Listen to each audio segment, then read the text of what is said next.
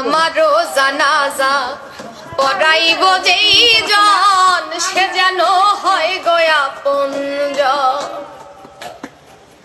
আমারও জানাজা পড়াইব যেই জন সে যেন হয় গয়া পুঞ্জ।